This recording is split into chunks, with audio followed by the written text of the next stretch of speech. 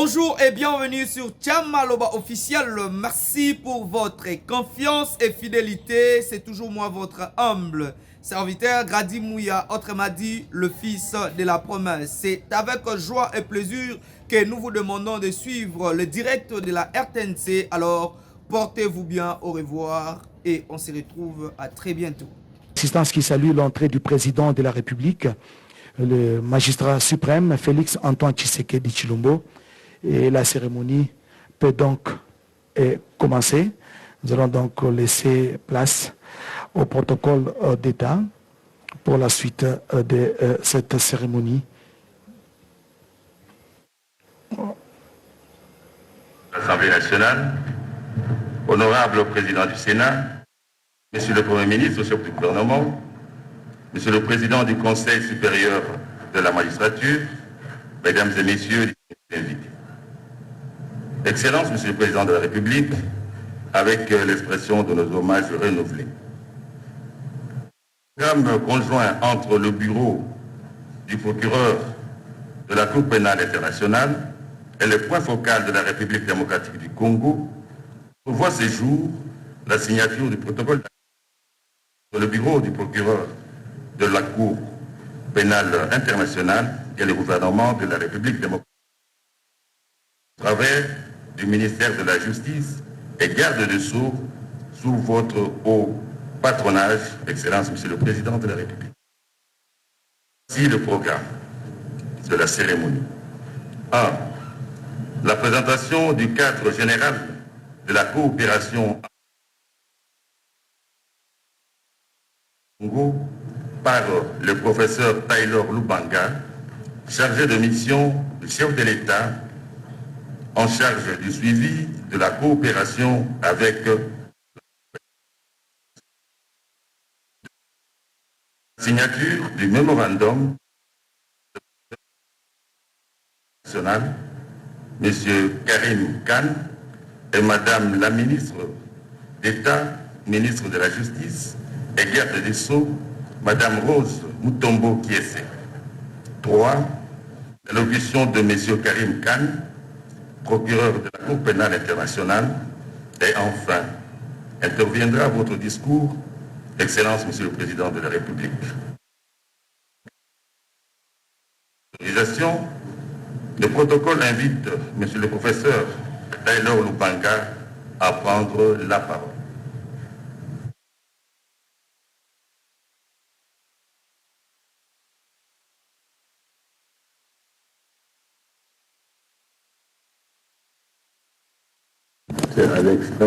Avec Voilà, là c'est Taylor Lubanga qui va prendre la parole, le chargé de mission du président de la République.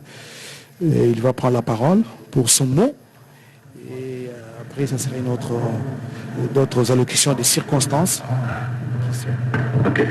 Merci beaucoup.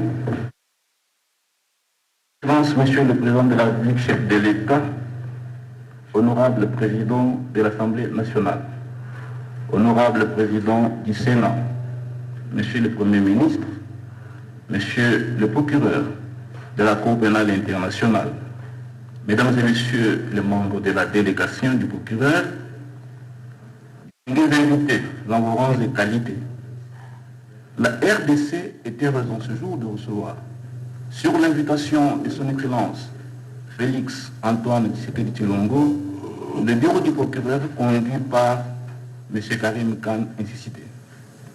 Cette visite s'inscrit dans le cadre du renforcement de la coopération à laquelle la RDC adhère pleinement et du dialogue permanent avec la Cour pénale internationale. C'est dans ce cadre que sur l'invitation à la 10e session tenue à La Haye, envoyée par M. Ognokon, président honoraire de l'Assemblée des États partis, le chef de l'État m'avait confié un message apporté à la Cour. Il s'agit du soutien de la RDC aux idéaux de paix, de justice et de la solidarité que véhicule la Cour. Un message de soutien aux activités de la Cour, mais aussi un appel à l'amélioration de ses capacités et à la coopération nécessaire aux enquêtes et poursuites en vue d'accroître l'impact de la lutte contre l'impunité des crimes les plus graves. C'est le sens qu'il faut donner à cette rencontre d'aujourd'hui, qui est, pour tout dire, un moment tout aussi fort que solennel pour réaffirmer l'attachement de notre pays à ses idéaux malgré les multiples défis. La coopération est donc nécessaire pour l'effectivité de la justice pénale internationale.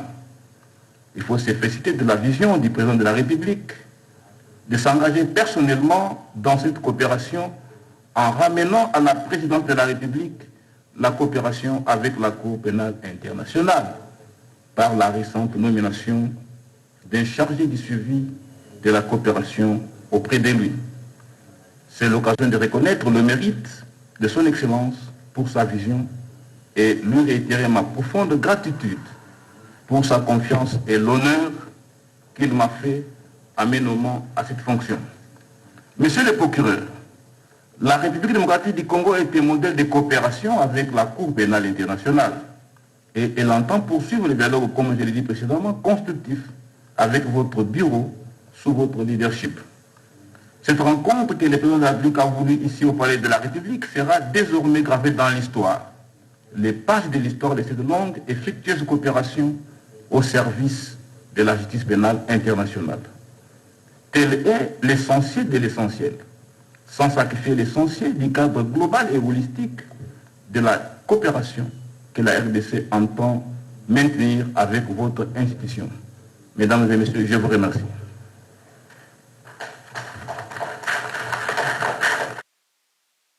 Cette étape de la signature du protocole d'accord entre le bureau de la Cour pénale internationale et le gouvernement de la République démocratique du Congo, nous invitons Mme Rose Mutombo Kiese, ministre d'État et ministre de la Justice, et garde des Sceaux, et M.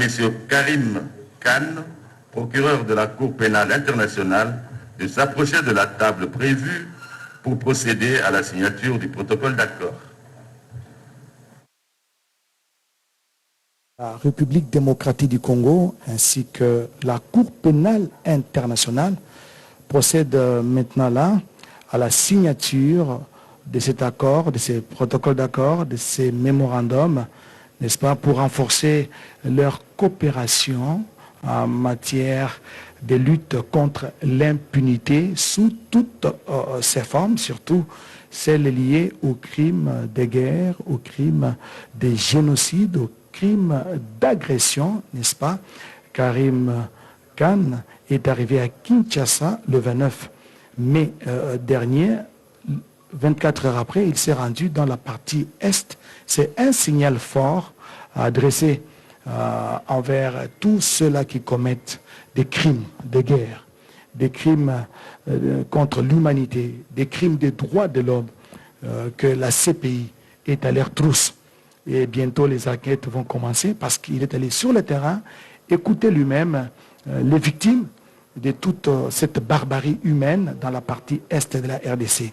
Et là, c'est Karim Khan, procureur de la CPI, et juste en face de lui, la ministre d'État, ministre de la Justice et garde des Sceaux, Rose Mutombo, chacun à ce qui le concerne. Voilà, ils vont faire l'échange des signataires et sous la salle d'applaudissement de l'assistance, notamment du président de la République. C'est un engagement fort pour lutter contre l'impunité en RDC. Et la cérémonie se poursuit parce qu'il y a des allocutions, d'autres allocutions de circonstances. Nous invitons Monsieur le procureur de la Cour pénale internationale à prononcer son allocution. The President of the Republic of this great country, the Democratic Republic of Congo, President of the National Assembly, of the Senate, Prime Minister, Minister of Justice, and Excellencies, ladies and gentlemen, it's a great pleasure to be here at the invitation of His Excellency the President. The very first meeting I had as prosecutor of the ICC with the head of state was with the President of the Democratic Republic of Congo. And when I met him for the first time, the relations between my office and the African Union were not in the best of places. It was his leadership, Mr. President, for which I am extremely grateful, that played a very important part in a smooth transition for me. The invitation to the African Union Heads of State Summit, the engagement with President Macky Sall when he passed on and he received the baton of chairmanship and the presidency of the African Union, and the work, of course, of Chair Mr. Faki. That engagement with the African Union isn't some abstract concept. It is born from the realization that justice has to be close to the people, and that not only is there real utility to the mantra of African solutions to African problems, but that the only way to ensure justice is to work based upon the principle of complementarity and cooperation. Over the last few days, this is Mr. President, my first visit to the DRC. We have been to Ituri, to South Kivu, to Goma, and we've had very good meetings with your officials, and I'm very grateful for that support and that assistance. But a simple truth, I think, is inescapable, that next year the International Criminal Court would have been involved for 20 years in the DRC situation. There has been good cooperation with the DRC. There have been trials and there have been convictions. But unfortunately, too many girls, too many boys, too many men and too many women continue to be violated and raped. I've seen those victims. I have seen children that were raped, that themselves have given birth to children who have been raped, and that cycle will continue unless we build these new partnerships. I think there's been very good work done by different aspects of the DRC authorities, the work of the military prosecutors, but our pace needs to increase. My office, I'm committed, Mr. President, to working with you pursuant to the MOU just signed in your presence. Thank you for gracing the event. But we need to make sure these are not pious promises that are not felt by the people of this country. That requires a willingness to work hard, to deliver justice, to look at more imaginative options, a holistic solution, including transitional justice, international justice, local justice, and I'm willing to work in different postures. Cases in The Hague when we have jurisdiction, when it is necessary, working to assist technically the authorities here in the DRC, and to look at imaginative solutions. And I think if we do that, we can really look at ourselves in the mirror, look at the accounts of those victims that we see, those mass graves that are there on this beautiful soil of the DRC, and not feel that we have wasted the opportunity that we've been granted collectively as high officials of the DRC, prosecutor of the ICC, to do our job effectively. I must finally end by acknowledging the work of the Trust Fund for Victims and the assistance program. I have seen, Mr. President, people that have lost both legs, and they have been given prosthetics because of the work of the ICC. But we must work to stop the amputations in the first place. We must work to stop the killings. We must work to help ensure security and stability, and the rule of law is a very important part of that. Thank you so much for your leadership, and I think this can be a new dawn, a new dynamic relationship in which collectively we do better, not for ourselves, but for the people of this country and the humanity at large. So thank you so much.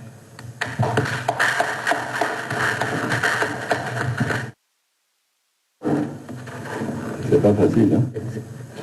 Excellences, Monsieur le Président de la République de ce beau pays qui est la République démocratique du Congo, Monsieur le Président du Sénat, Monsieur le Président de l'Assemblée nationale, je ne sais pas si j'ai respecté le protocole, excusez-moi si ce n'est pas le cas, honorables invités, Monsieur le Premier ministre, c'est avec un grand plaisir pour moi d'être ici aujourd'hui à l'invitation du Président de la République démocratique du Congo. Le premier président que j'ai rencontré, il me demande d'ajouter aussi le point focal de M. Taylor qui n'avait pas cité. Vous avez été le premier président africain que j'ai eu à rencontrer juste quelques mois après ma prise de fonction en tant que procureur de la Cour pénale internationale. En ce moment, au moment où vous me receviez, les relations entre le bureau de la Cour d'une manière générale et l'Union africaine n'étaient pas vraiment bonnes. mais sous votre leadership, vous m'avez aidé à renverser la tendance et c'est grâce à vous que j'ai assisté à la 35e session de l'Union africaine et j'ai assisté aussi le passage de symbole entre vous et le président de Macky Sall. C'est vous qui avez facilité tout cela. Donc je vous suis très pour cela. Ceci dit, nous devons aussi reconnaître que la justice ne doit pas être seulement une promesse. Ça doit être plutôt un résultat concret, probant pour les victimes qui n'ont fait que longtemps, qui n'ont attendu que très longtemps. Cela doit se faire sur la base des principes et idéaux du statut de Rome, notamment la complémentarité. La complémentarité fait partie des idéaux du statut de Rome, c'est-à-dire que l'État a la première responsabilité, mais aussi la CPI doit venir à chaque fois qu'il est possible pour assister les États. Ces derniers jours, j'ai été très bien accueilli chez vous avec la délégation gouvernementale qui m'a accompagné. Nous avons été à l'est du pays. J'ai vu des enfants violés. J'ai vu des filles violées, j'ai vu des enfants amputés, j'ai vu des victimes qui souffrent énormément. Beaucoup de choses ont été faites, Monsieur le Président. Nous devons le reconnaître. Vous avez fait beaucoup de choses. Votre pays a fait énormément de choses. Mais il reste. Le rythme doit être accéléré. Nous devons accélérer le rythme. Comment accélérer le rythme? Il faut faire les choses autrement. Avoir une approche beaucoup plus holistique, une approche beaucoup plus générale pour faire en sorte que on ne restera pas là encore 20 ans après à parler de ces crimes. Des solutions beaucoup plus imaginatives qui nous interpellent et nous sommes prêts à travailler avec vous afin que nous arrivions à mettre en place cette nouvelle dynamique. Si nous faisons ce que nous pouvons, si nous enfin nous regarder en face parce que nous avons fait notre devoir. Nous devons travailler ensemble dans cette nouvelle dynamique collectivement pour faire mieux. Voilà le sens de mon discours, voilà pourquoi je suis ici. Je vous remercie encore une fois pour l'accueil, pour l'assistance, pour tout ce qui a été fait pour nous durant ce voyage et je vous remercie.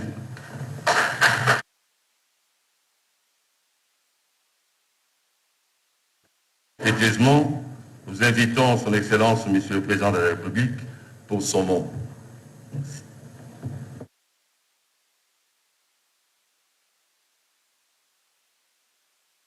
De l'Assemblée nationale, honorable président du Sénat, Monsieur le Premier ministre, chef du gouvernement, Mesdames et Messieurs les membres du gouvernement, près la Cour pénale internationale, Mesdames et Messieurs les membres de la délégation du procureur de la Cour pénale internationale, Mesdames et Messieurs, distingués invités, Monsieur le procureur, c'est avec un grand plaisir que je vous souhaite, ainsi qu'à votre délégation, bienvenue en République démocratique du Congo, du peuple congolais et en mon nom personnel.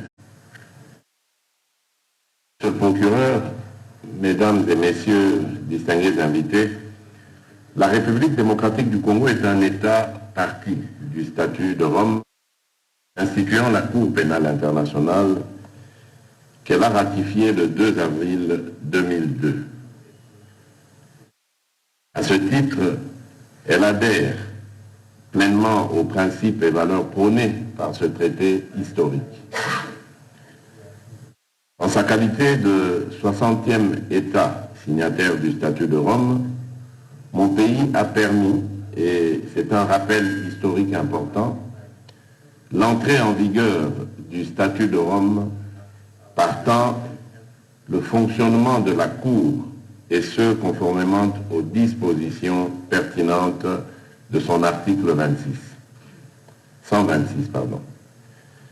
Outre cette particularité, la République démocratique du Congo est réputée pour être non seulement le premier État à avoir renvoyé la première situation à la Cour, mais également le premier à avoir fait l'objet d'un verdict et à expérimenter la mise en œuvre des principes de réparation pour les victimes des crimes poursuivis par la dite Cour à travers la dite affaire Thomas Lubanga, jugée en 2012. Par cet acte de renvoi, mon pays a marqué l'histoire de la Cour pénale internationale et a ouvert la voie d'une expérience jurisprudentielle abondante de cette juridiction pénale internationale permanente de lutte contre les crimes de génocide, les crimes de guerre, les crimes contre l'humanité et les crimes d'agression.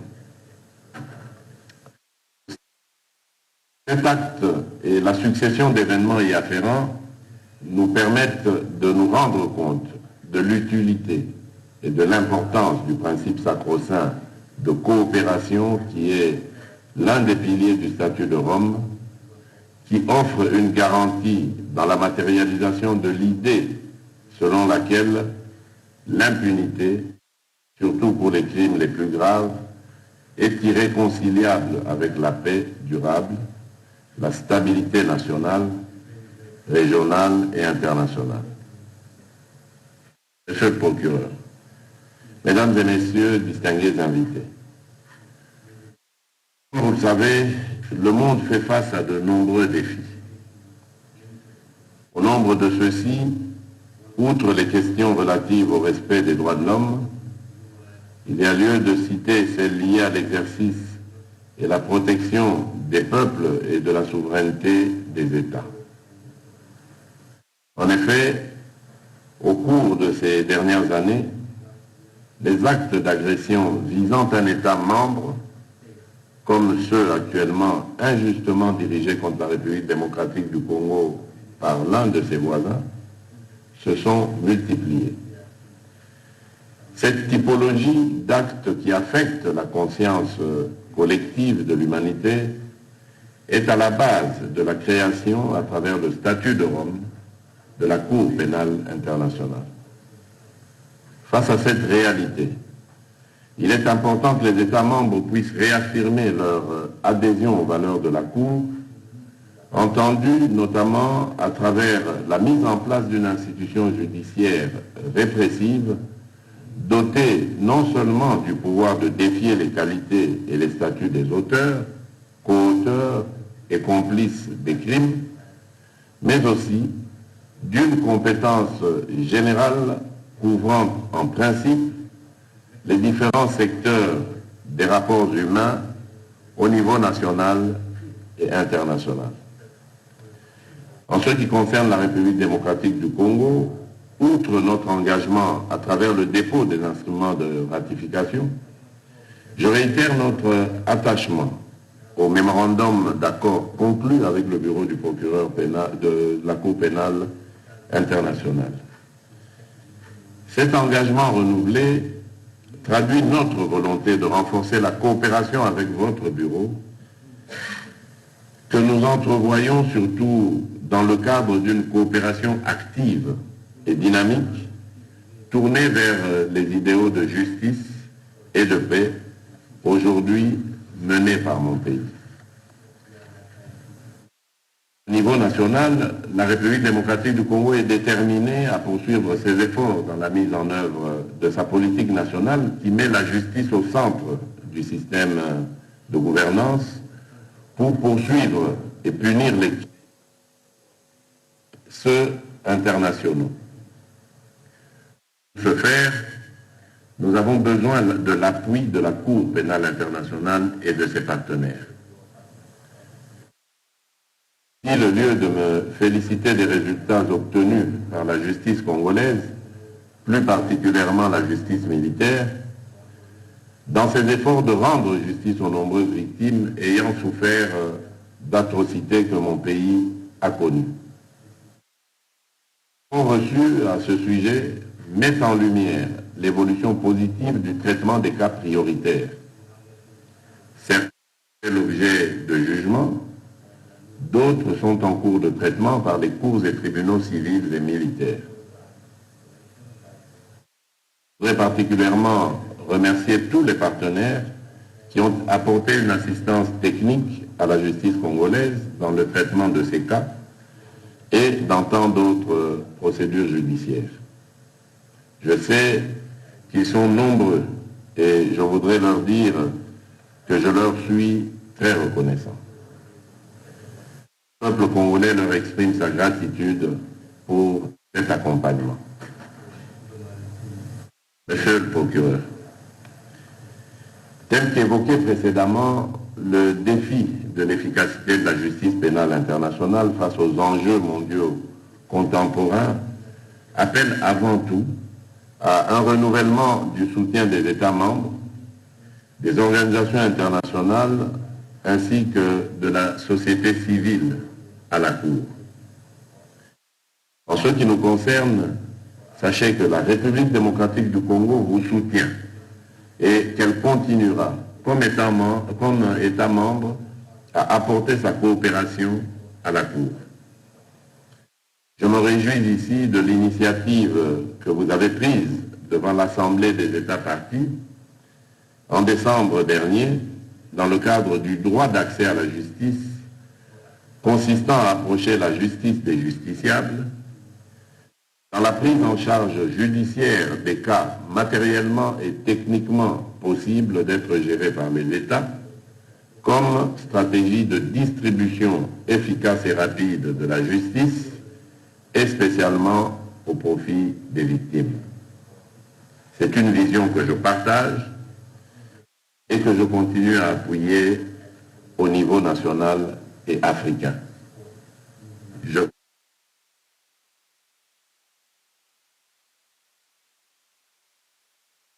Monsieur le Président de la République,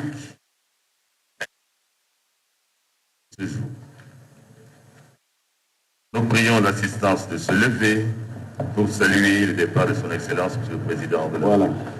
Merci. Sauf changement de dernière minute, la cérémonie de la signature des mémorandums de cet accord entre la CPI et la République démocratique du Congo vient de prendre fin.